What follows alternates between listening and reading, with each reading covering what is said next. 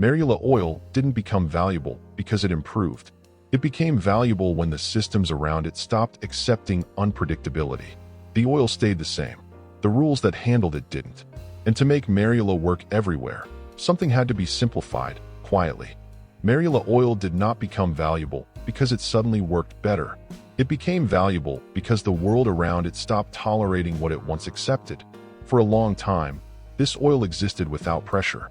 It was not refined to meet deadlines, not optimized for shelves, and never expected to perform the same way twice. It belonged to environments where inconsistency was normal, where outcomes varied, and where no one demanded predictability. Back then, Marula oil wasn't framed as rare or exceptional. It wasn't elevated into a miracle, and it wasn't forced into narratives of transformation. It simply existed, shaped by climate, time, soil, and limitation. But systems change when patience becomes inconvenient. And when the world began demanding scale, speed, and uniformity, Marula oil didn't resist. It adapted, quietly, without announcement, without asking whether it should. This story is not about what Marula oil does today. It's about what had to be removed, adjusted, and controlled so it could exist everywhere, all the time.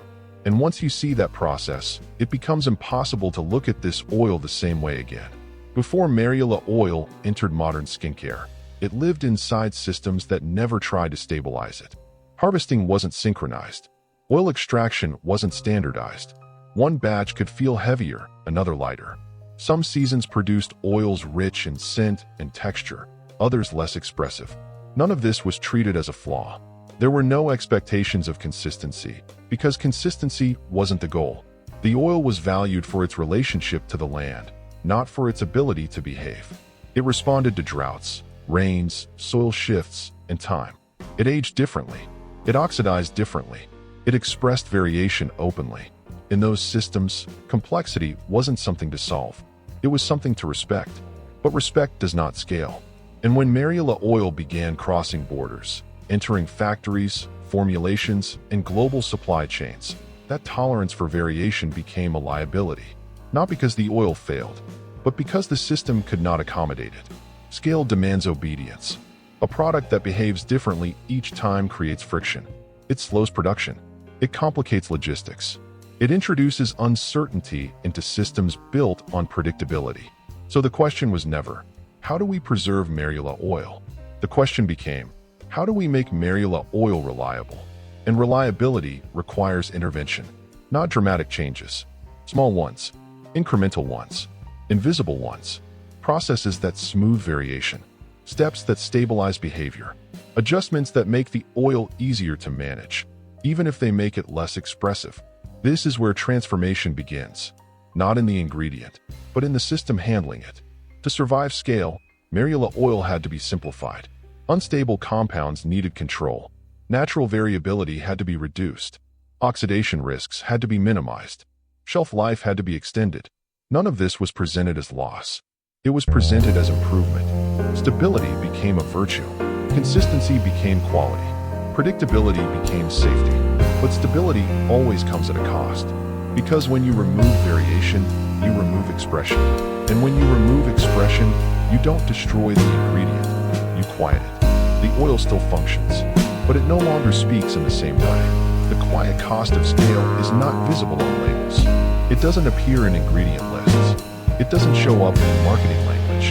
And it's rarely discussed because it's difficult to measure.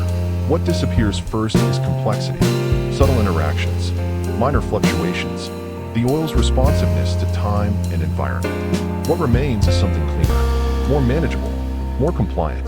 This is not corruption, it's optimization. And optimization always favors the system, not the material. Modern skincare trains us to associate improvement with control. If something lasts longer, it must be better. If something behaves the same, it must be higher quality. If something scales, it must be successful. But these assumptions belong to systems, not to nature.